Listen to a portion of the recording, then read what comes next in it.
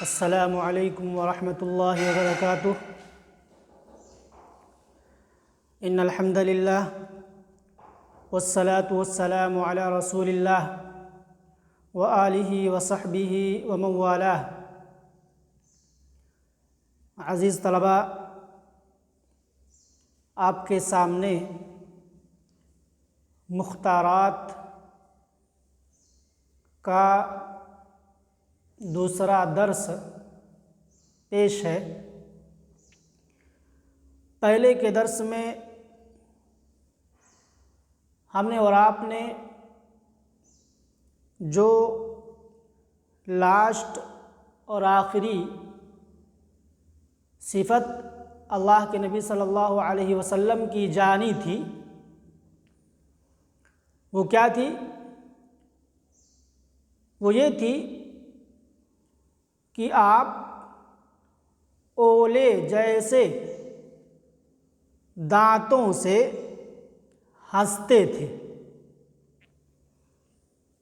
یعنی آپ کے دانت بالکل چمکدار تھے، سفید تھے۔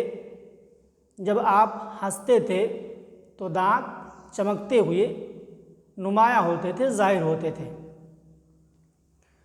آگے مزید صفتیں رسول صلی اللہ علیہ وسلم کی بیان کی جا رہی ہیں، آپ غور سے سنیں اور سمجھیں۔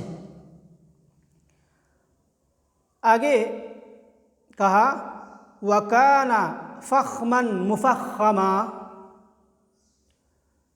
فخم کا کیا مفہوم ہوتا ہے؟ 14 نمبر حاشیے میں لکھ دیا ہے، بفتح الفا وسکون الخاء، یعنی فخم ای عظیماً فی نفسہ، بذات خود آپ عظیم تھے۔ فخم کا مطلب عظیم الشان، عظیم جو بذات خود فی نفسہ، فی ذاتہ بہت ہی عظیم ہو۔ مفخمہ 15 نمبر حاشیے میں اس کا مفہوم ذکر کیا ہے، ای المعظم فی الصدور والعیون، لوگوں کے دلوں اور لوگوں کی آنکھوں میں بھی آپ کیا تھے؟ عظیم الشان تھے۔ کیا مطلب؟ آپ فی نفسہ، فی ذاتہ عظیم تھے اور لوگوں کی نگاہوں اور لوگوں کے دلوں میں بھی آپ عظیم تھے۔ تو کیا کہا؟ وَكَانَ فَخْمًا مُفَخَّمًا، اور کانا میں جو ہوا کی ضمیر ہے وہ اللہ کے رسول صلی اللہ علیہ وسلم کی طرف لوٹے گی، اور اللہ کے رسول صلی اللہ علیہ وسلم عظیم تھے اور عظیم مانے گئے تھے۔ آپ عظیم تھے اور عظیم مانے بھی گئے تھے۔ یہ ایک خوبی تھی اللہ کے رسول صلی اللہ علیہ وسلم کی۔ آگے کہہ رہے ہیں یتلألأ وجهه تلألؤ القمر لیلة البدر۔ تلألأ یتلألأ، تلألؤا کا معنی ہوتا ہے چمکنا، روشن ہونا۔ 16 نمبر حاشیے میں ذکر کیا ہے ای یستنیر، وہ چمکتا ہے، روشن ہوتا ہے۔ تلألأ یتلألأ، تلألؤا باب تفاعل سے، جس کا معنی ہوتا ہے چمکنا، روشن ہونا۔ تلألأ یتلألأ تلألؤا باب تفاعل۔ وجهه تلألؤ القمر لیلة البدر،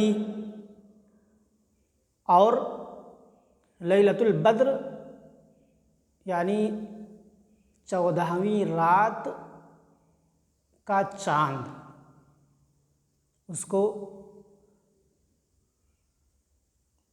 کیا کہا جاتا ہے؟ 14ویں رات کا چاند. تو یتلألأ وجهه تلألؤ القمر لیلۃ البدر، آپ کا چہرہ 14ویں رات کے چاند کے چمکنے کی طرح چمکتا تھا. یتلألأ وجهه، آپ کا چہرہ چمکتا تھا کس طریقے سے؟ تلألؤ القمر، چاند کے چمکنے کی طرح. کب؟ لیلۃ البدر، 14ویں رات کو. آپ کا چہرہ 14ویں رات کے چاند کے چمکنے کی طرح چمکتا تھا.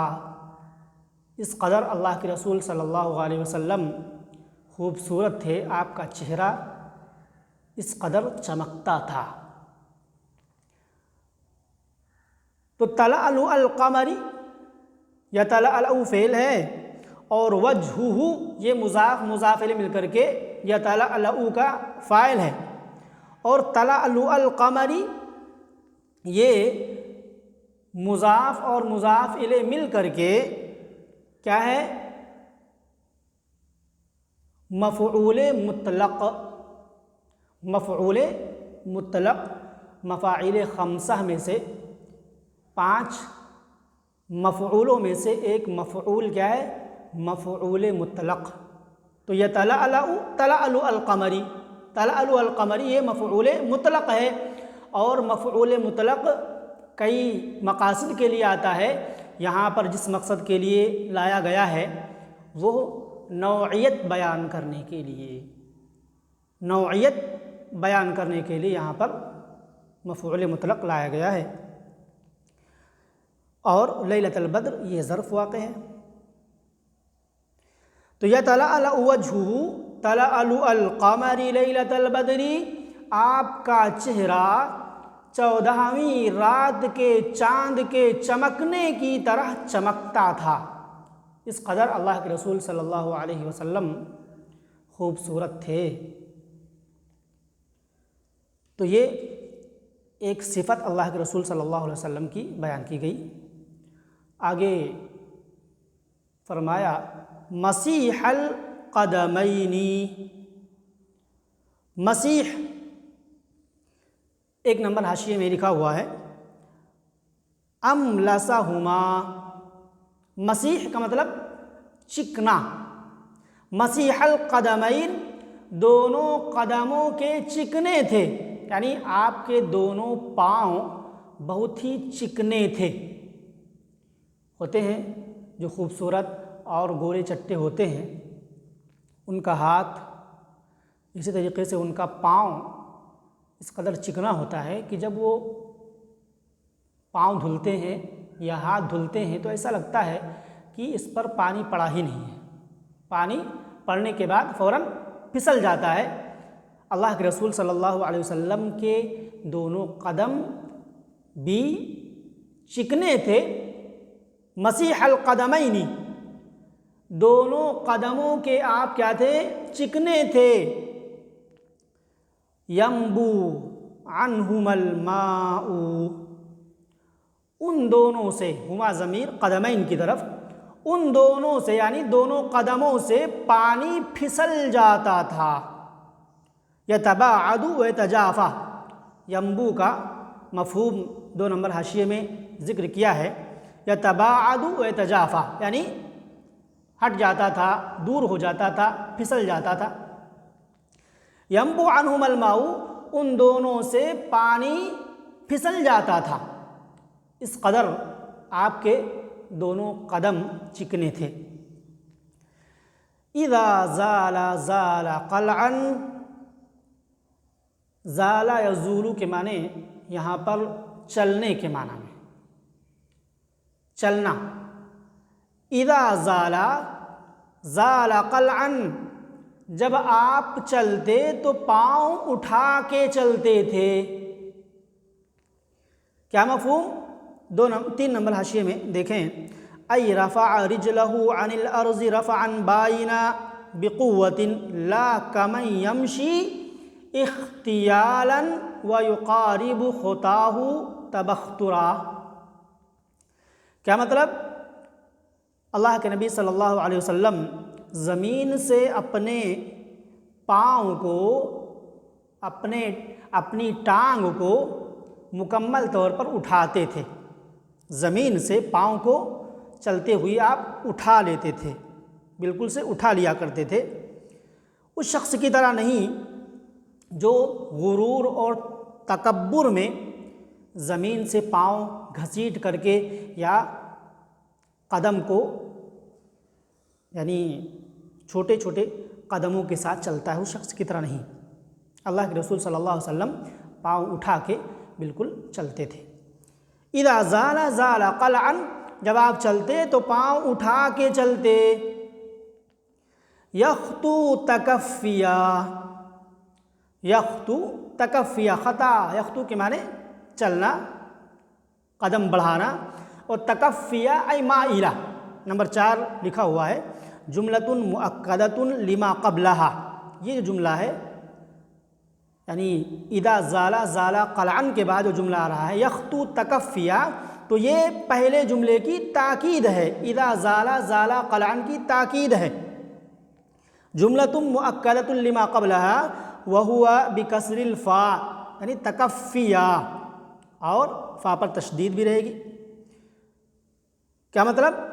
ای یمشی مائلا الی سنن المشی لا الی طرفیہ. اللہ کے رسول صلی اللہ علیہ وسلم جس راستے پر چل رہے ہوتے تھے اس کی طرف مائل ہو کر کے چلتے تھے. تکفین کا مطلب ہوا مائلن، تکفع تکفع تکفئن، اس کا مطلب مائل ہونا. تو یخطو تکفیا، آپ جھک کر کے راستے کی طرف مائل ہو کر کے چلتے تھے، یعنی دائیں اور بائیں جھک کر کے نہیں، بلکہ جس راستے پر آپ چل رہے ہوتے تھے اس راستے کی طرف آپ مائل ہو کر کے جھک کر کے چلتے تھے. تو یخطو تکفیا ویمشی ہونا، اور آپ نرم چال چلتے تھے. ہانا یہون، ہونن کے معنی نرم. ویمشی ہونا، اور آپ بہت ہی نرمی کے ساتھ چلتے تھے، نرم چال چلتے تھے.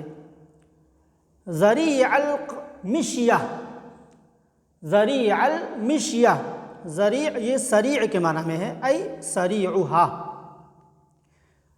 کیا مطلب؟ ذریع المشیتی، تیز چال چلتے تھے، نرم چال چلتے تھے، یعنی پاؤں پٹخ پٹخ کر کے زمین پر نہیں چلتے تھے بلکہ نرم چال چلتے تھے. لیکن آپ کی چال، آپ کا چلنا یہ کیا تھا؟ آپ کی چال بہت ہی تیز تھی. ذریع المشیتی، تیز چال چلتے تھے. اذا مشى کانما ينحط من صبب،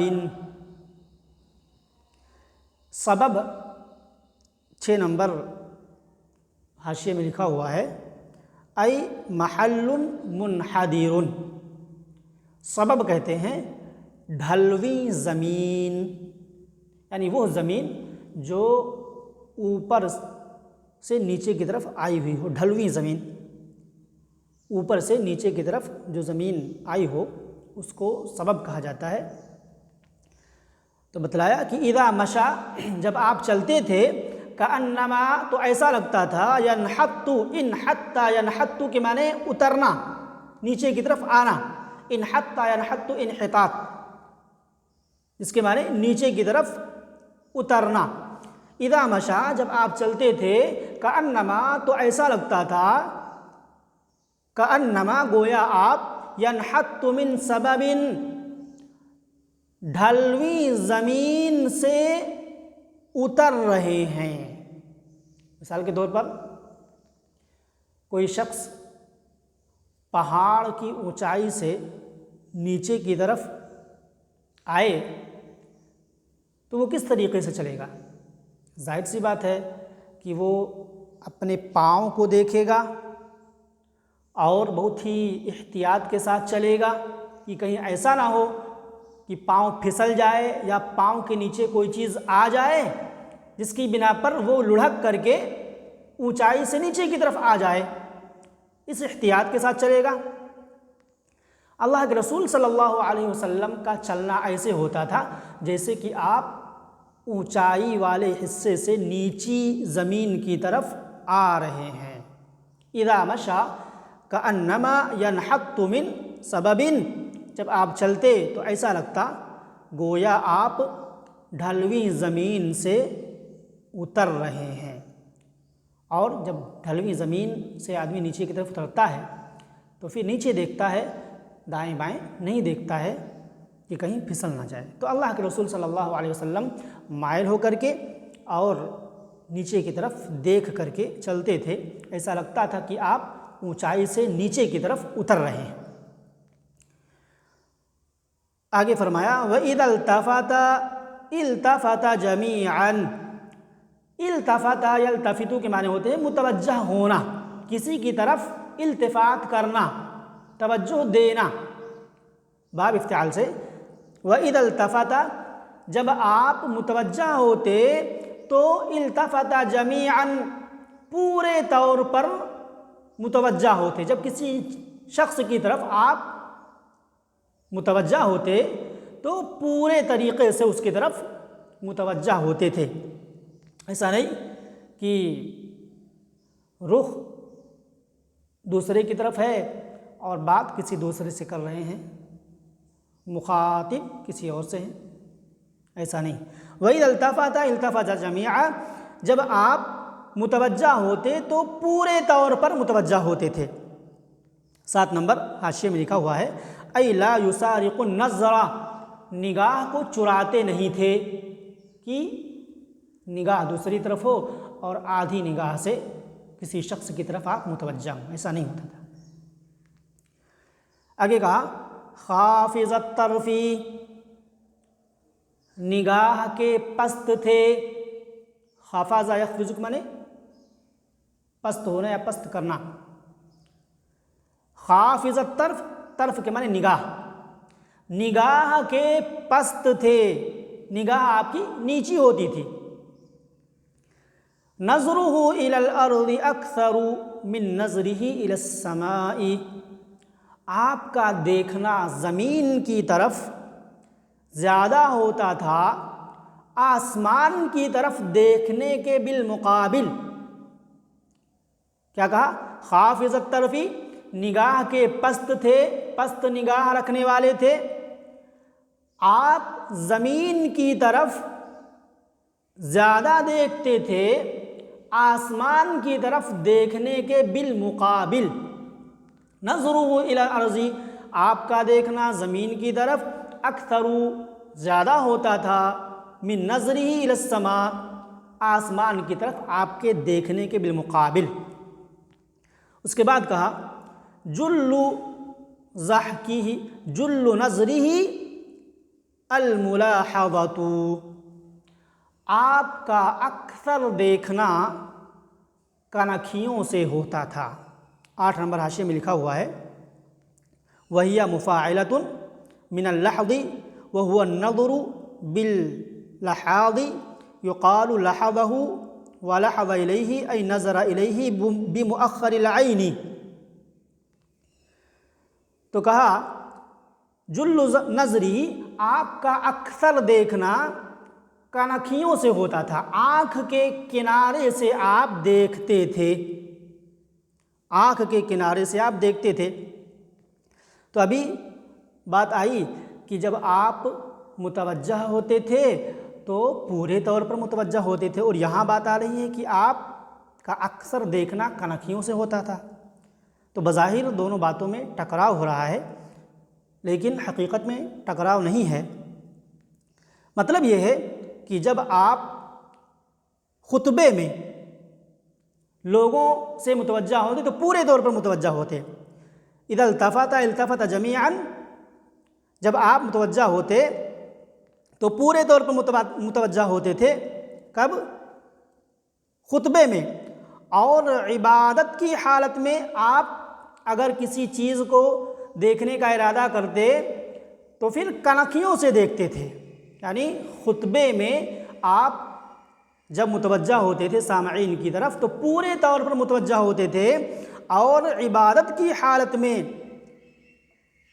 جب آپ کسی چیز کو دیکھنا چاہتے تو پھر پورے طور پر نگاہ کو نہیں پھیرتے تھے، بلکہ آنکھ کے کنارے سے، کونے سے دیکھتے تھے، جیسا کہ مختارات کے پہلے حصے میں، پہلی جلد میں ایک سبق ہے ابتلاء کعب بن مالک، کعب بن مالک کا امتحان، اس میں ان 3 لوگوں کا تذکرہ کیا گیا ہے جو جنگ تبوک سے پیچھے رہ گئے تھے۔ کعب بن مالک کا بیان ہے کہ جب اللہ کے نبی صلی اللہ علیہ وسلم ہم سے روٹھ گئے تو میں اللہ کے رسول صلی اللہ علیہ وسلم کی مسجد میں جاتا اور آپ کے بغل میں نماز پڑھتا۔ جب میں نماز میں لگ جاتا تو اللہ کے نبی صلی اللہ علیہ وسلم آنکھ کے کنارے سے، کنکھیوں سے مجھے دیکھتے تھے، اور جب میں آپ کی طرف نگاہ کو پھیرتا یعنی کنکھیوں سے دیکھتا تو آپ اپنی نماز میں لگ جایا کرتے تھے۔ تو نماز کی حالت میں اگر آپ کو کچھ دیکھنے کی ضرورت پڑتی تو کنکھیوں کا استعمال کرتے تھے، آنکھ کے کنارے سے، کونے سے دیکھتے تھے۔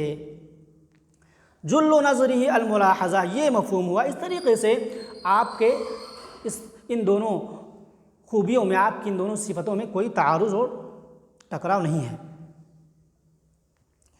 اس کے بعد کہا یسوق اصحابہ، آپ اپنے ساتھیوں کو ہانکتے تھے۔ ساقہ یسوق کے معنی ہوتے ہیں ہانکنا، لیکن یہاں مطلب کیا ہے؟ پیچھے چلنا۔ ایقدمہم امامہ، اللہ کے نبی صلی اللہ علیہ وسلم صحابہ کرام کو اپنے آگے بڑھا دیتے تھے، آپ پیچھے چلتے تھے۔ ویمشی خلفہم تواضعا، اور خاکساری اور تواضع کے طور پر اللہ کے رسول صلی اللہ علیہ وسلم پیچھے چلتے تھے، صحابہ کرام آگے چلتے تھے۔ لیکن آج کل کا معاملہ الٹا ہے، جو قوم کا رہبر ہوتا ہے یا نیتا ہوتا ہے وہ آگے چلتا ہے اور عوام پیچھے چلتی ہے، لیکن اللہ کے رسول صلی اللہ علیہ وسلم کا طریقہ یہ نہیں تھا۔ اللہ کے رسول صلی اللہ علیہ وسلم پیچھے چلتے تھے، صحابہ کرام آگے چلتے تھے۔ اس لیے یسوقو، ساقہ یسوقو کا جملہ لے کر کے آئے ہیں۔ ساقہ یسوقو کا معنی ہوتا ہے ہانکنا۔ جس طریقے سے بکریوں کو چرانے والا بکریوں کے پیچھے پیچھے ہوتا ہے، ان کی دیکھ ریکھ کرتا ہے اور انہیں ہانکتا ہے، وہی جملہ لایا گیا ہے یہ ثابت کرنے کے لیے کہ اللہ کے رسول صلی اللہ علیہ وسلم صحابہ کرام کے پیچھے چلتے تھے۔ یسوق اصحابہ، اپنے ساتھیوں کو، صحابہ کرام کو ہانکتے تھے یعنی ان کے پیچھے چلتے تھے۔ تو اصحابہ، یہ یسوقو میں ہوا ضمیر پوشیدہ جو ہے وہ فاعل ہے، اور اصحابہ یہ مضاف مضاف الیہ مل کر کے کیا ہے؟ مفعول بھی ہے۔ اور لاسٹ بات جو ہم آج پڑھیں گے وہ کیا ہے؟ یبدأ من لقی بالسلام، یبدأ بالسلام، سلام سے شروعات کرتے، سلام میں پہل کرتے، من لقیا، جو بھی ملاقات کرتا، جو بھی آپ سے ملتا، ملاقات کرتا، آپ سلام سے شروعات کرتے تھے، سلام میں پہل کرتے تھے۔ یہ اللہ کے نبی صلی اللہ علیہ وسلم کی خوبی تھی۔ یبدأ من لقی بالسلام، جو شخص ملتا، ملاقات کرتا تو سلام سے آغاز اور شروعات کیا کرتے تھے۔ تو یہ کچھ صفتیں، کچھ خوبیاں آج کے درس میں آپ کے سامنے بیان کی گئیں۔ یہ خوبیاں اس لائق ہیں کہ ہم ان خوبیوں کو اپنائیں، یہ صفات اپنے اندر پیدا کریں، اور نبی صلی اللہ علیہ وسلم کا اسوہ، آپ کا طریقہ ہمارے اور آپ کے لیے اسوہ اور نمونہ ہے۔ تو یہ آپ کا اسوہ ہے، آپ کا طریقہ ہے، آپ کی خوبیاں ہیں جنہیں ہمیں اور آپ کو اپنانا چاہیے۔ اور علم کا مقصد بھی یہی ہے کہ ہم سیکھنے کے بعد اس پر عمل بھی کریں، لہٰذا اسے سمجھیں، سمجھنے کے بعد اس پر عمل کریں۔ اللہ رب العالمین سے دعا کریں کہ اللہ رب العالمین ہمیں سنت نبوی پر چلنے کی اور عمل کرنے کی توفیق عطا فرمائے۔ آج کا درس یہیں پر ختم کیا جاتا ہے۔ ھذا وباللہ التوفیق، والسلام علیکم ورحمۃ اللہ وبرکاتہ۔